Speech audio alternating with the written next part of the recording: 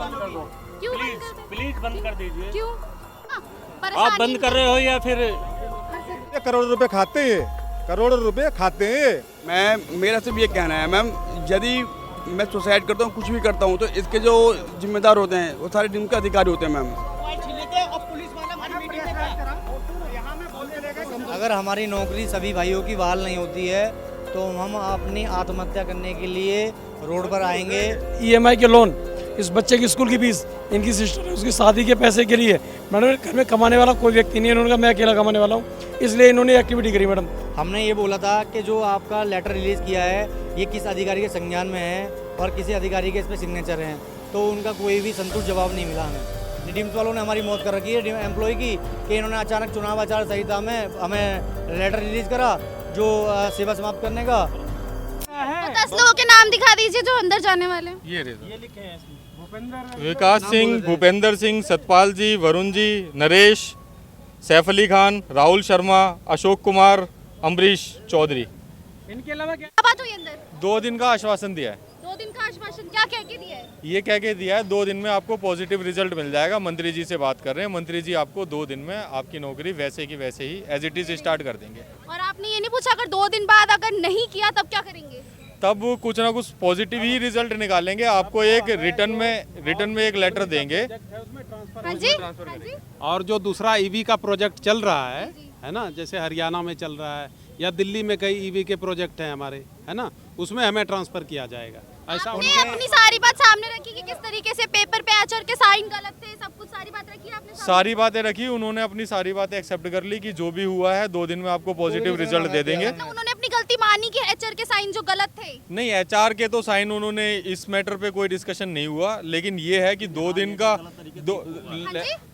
ये जरूर उनके संज्ञान में बात आई है कि लेटर गलत तरीके से इशू हुआ है, लेकिन इस बात को उन्होंने रिस्पेक्ट नहीं किया है। जी जी। उन्होंने कहा कि सुझाव आपका बढ़िया है, हम इस पे रिव्यू करेंगे और जिस तरीके से कि अगर जो एम्प्लॉय हैं जिनकी जैसी क्वालिफिकेशन है उस हिसाब से उनको हर जगह एडजस्ट किया जाएगा। अगर हमारे यहाँ पर रेलवे का प्रोजेक्ट जो है या कोई और अदर प्रोजेक्ट है, गुड़गांव का प्रोजेक्ट है, हरियाणा का प्रोजेक्ट है, सबको जिसकी जैसी क्वालिफिकेशन है उसको उस हिसाब से एडजस्ट किया जाएगा वहाँ पर। जो 2 दिन के अंदर वो हमारा ये जो लेटर दिया है इन्होंने ये कैंसिल हो जाए, ये कैंसिल कर देंगे। मतलब आप ये बताना चाह रहे हैं कि आपकी जो नौकरी है वो सिक्योर है? वो सिक्योर है।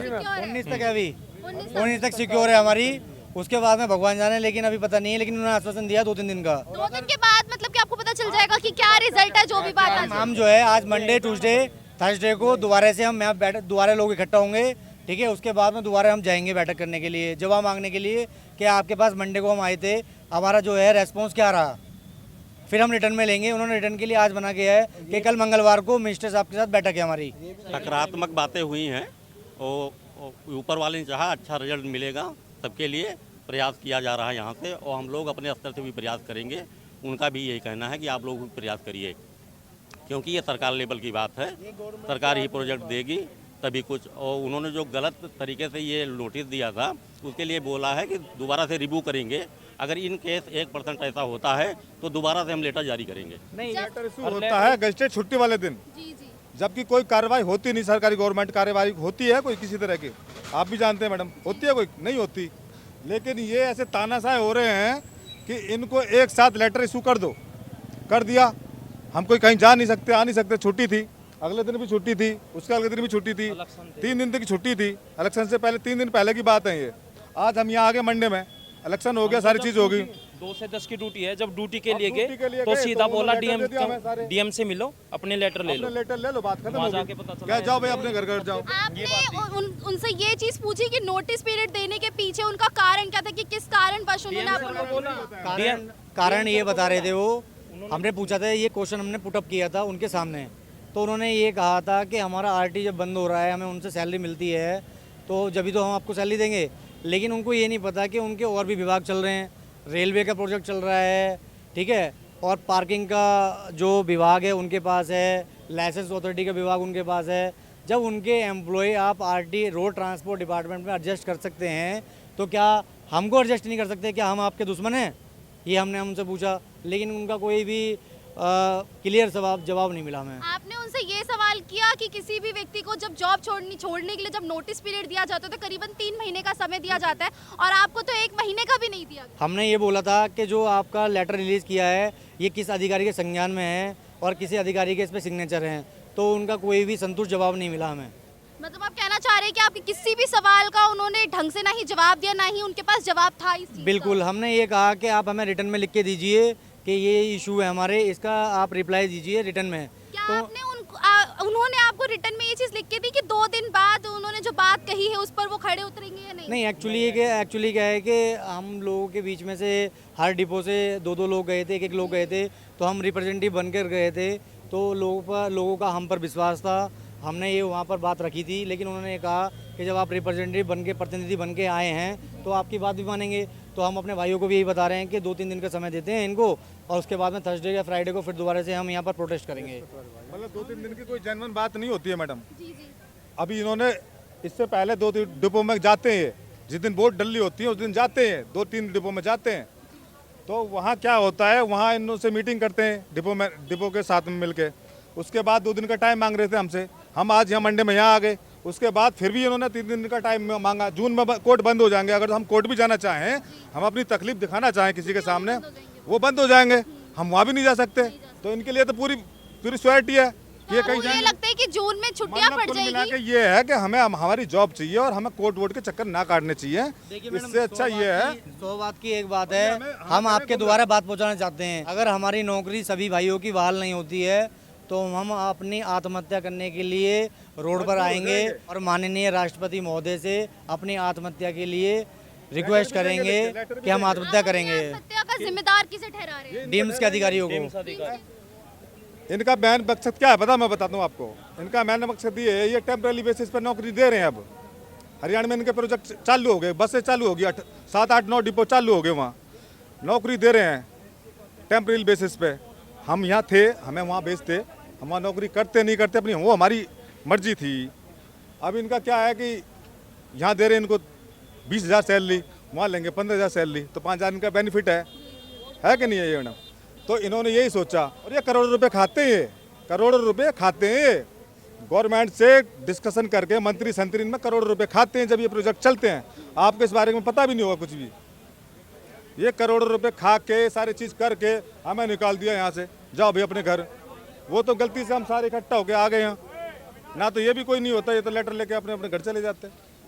पुलिस वालों को क्या रोल था? जैसे सुनने में आ रहा है, लोग बता रहे हैं कि पुलिस वालों ऊपर, जबकि हम पुलिस वालों से कल परमिशन भी लेके आए थे कि हम वहाँ बैठेंगे, ठीक है, ये हमारी मांगे थी और ये हमारी मांगे लेके गए थे हम।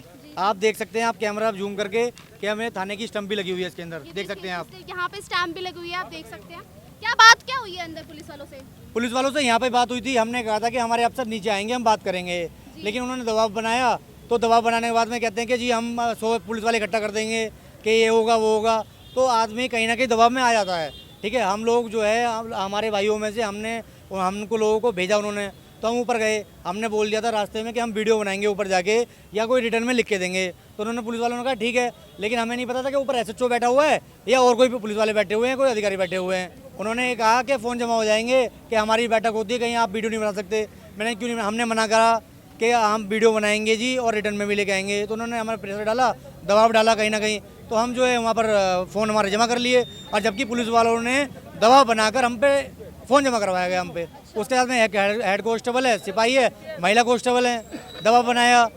वहाँ के गार्ड थे, उन्होंने दबाव बनाया, वहाँ का स्टाफ था पूरा, उन्होंने दबाव बनाया उन्होंने। एक्चुअली मेन बात है मैम, अब बताओ ऐसे एज हो गए कहाँ जाएंगे, इस ऐसे एज हो गए कहाँ जाएंगे, अब हम कहीं जा भी नहीं सकते। SHO का नाम हिमांशु, सॉरी प्रभांशु नाम है, जो शास्त्री बाग मेट्रो पुलिस स्टेशन के प्रांशु जी हैं।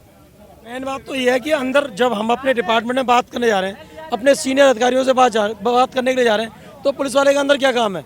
इसका मतलब कुछ ना कुछ मिली भगत है। पुलिस वाला अंदर क्यों बैठा हुआ है ये बताइए। हमारे जाने से पहले पुलिस वाला बैठा पहुंचा हुआ है। हमें ऐसी जानकारी मिली है कि जैसे आपको नोटिस मिला उसके बाद आपने आत्महत्या करने की कोशिश की थी। ये मैम, क्योंकि मैम मेरे पास कोई विकल्प है ही नहीं मैम, नहीं मेरे पास ना तो कोई मेरे को आर्थिक सहायता करने वाला। अब मेरे घर में मैम मेरे बच्चे हैं, मेरी फैमिली है, मेरी सिस्टर है, उनको भी देखना होता है मैम। इसकी यही नौकरी से मेरा घर बार चल रहा था मैम, अब मेरे पास ये नौकरी नहीं है मैम। कितने सालों से नौकरी कर रहे हैं आप? मेरे को 7 साल हो गए मैं नौकरी करते करते मैम। मेरे को कितने कितनी तनख्वाह मिल जाती है आपको? मैम मेरे को 18+ मिलती थी मैम मेरे को मैम। घर में कितने लोग हैं? घर में मैम 7-8 लोग हैं मैम। सबका खर्चा आप उठाते हैं? Yes ma'am. तो अब क्या लगता है कि जैसे कि अब तो नौकरी जाने ही वाली है जैसे इन लोगों ने बताया, तो फिर उसके बाद अब क्या करेंगे? मैम अभी तो फ़िलहाल मेरे पास ऐसा कोई विकल्प है नहीं कि मैं आगे के बारे में कुछ सोच पाऊँ मैम, क्योंकि नहीं मेरे पास अब अभी बिल्कुल ये लगा बिल्कुल माइंडली डिस्टर्ब है, बिल्कुल डिस्टर्ब मैं अभी मेरे पास कुछ भी रोज़गार कुछ भी नहीं। इस टाइम अपनी फैमिली के आगे मैं कैसे जाऊँ? 2-3 दिन से मैम बिल्कुल दिमाग में खाना भी ढंग से नहीं खा पा रहा मैम मैं। कितनी उम्र है आपकी? मैम मेरी होगी 33 मैम। 33। Yes, क्या ma'am. आपको लगता है कि अगर यहाँ से अगर नहीं हो पाया तो मतलब आप किसी और लाइन में जाके जॉब कर सकते हैं? मैम किसी और लाइन के तो ऑप्शन है ही नहीं ना मैम, इन्होंने छोड़ा ही नहीं मैम। 7-8 साल कोई भी एम्प्लॉय किसी कंपनी को देगा मैम, 7-8 साल मेरे हिसाब से बहुत होते हैं मैम। और उसके बाद हमारे पास कोई इसका कोई ऑप्शन भी तो नहीं, हम कहीं और जा पाए मैम। मेरा सिर्फ ये कहना है मैम, यदि मैं सुसाइड करता हूँ कुछ भी करता हूँ तो इसके जो जिम्मेदार होते हैं वो सारे टीम के अधिकारी होते हैं मैम। आपने फांसी क्यों लगाई थी? मैम क्योंकि मैं बेरोजगार हो गया था मैम, क्योंकि यह है मेरा प्रूफ मैम। मैडम जब कुछ रहेगा नहीं तो आदमी और जब फांसी मेरे पास लगाएगा। कोई फाइनेंशियल कुछ सहायता है ही नहीं मैम मेरे पास, तो मैम अपने परिवार को कैसे पालूंगा मैम मैं? इसमें आप देख सकते हैं साफ तरीके से कि यहाँ पे लिखा हुआ है कि 19 जून को है जो इनका लास्ट टाइम है, उसके बाद में इन्हें नौकरी करने को नहीं मिलेगी। और ये किसी और डिपार्टमेंट में भी जाकर किसी भी प्रकार की जॉब नहीं कर सकते, और अगर ये अपनी मनमानी करके कार्य करते भी हैं तो इन्हें किसी भी प्रकार के पैसे नहीं दिए जाएंगे और उसकी जो जिम्मेदार है वो सरकार नहीं होगी। इस पर आप देख सकते हैं साफ तरीके से वो सारी बातें इस पर मेंशन की गई है, किस तरीके से सरकार ने जो अपना पल्ला झाड़ा है। EMI के लोन, इस बच्चे की स्कूल की फीस, इनकी सिस्टर है उसकी शादी के पैसे के लिए मैडम घर में कमाने वाला कोई व्यक्ति नहीं है, इन्होंने कहा मैं अकेला कमाने वाला हूँ, इसलिए इन्होंने एक्टिविटी करी मैडम। आचार संहिता के दिनों में इनको लेटर दिया जाता है और फिर जब ये आपको बता दें कि ठीक उसके बाद में दिल्ली में वोटिंग होनी थी, वोटिंग के कारण ये लोग प्रोटेस्ट नहीं कर पाए और आज यानी सोमवार के दिन में इन्होंने जब यहाँ पर आप देख सकते हैं कि दिल्ली मेट्रो रेल कॉर्पोरेशन का ऑफिस है जहाँ पर इनके जो सीनियर्स है सभी मौजूद थे। यहाँ पर जब ये लोग आप देखिए कितने सारे संख्या में यहाँ पर लोग मौजूद हुए थे जिन्होंने यहाँ पर मिलकर प्रोटेस्ट करा, जिसका जब ऊपर से ऑर्डर आया केवल 10 लोगों का। मेरे पीछे लोग देख सकते हैं कि करीबन 250 से 300 लोग इस वक्त मौजूद होंगे और इनमें से केवल 10 लोगों को ऊपर जाने की अनुमति दी गई। और जब ये सभी लोग ऊपर से बातचीत करके आए तो इन्हें आश्वासन के तौर पर 2 दिन का समय दिया गया है। 2 दिन के बाद बताया जाएगा कि किस तरीके से इसका नतीजा निकलने वाला है, क्योंकि आप जैसे कि देख रहे हैं कि ये कितने ज़्यादा डिप्रेशन में, और डिप्रेशन में होने के कारण इन्होंने फांसी लगाने की भी कोशिश करी। देखिए किस तरीके से यहाँ पे जो लोगों की जान के जिम्मेदार ये टीम्स को ठहराएंगे यदि इनमें से किसी की भी जान को किसी प्रकार का नुकसान होता है तो।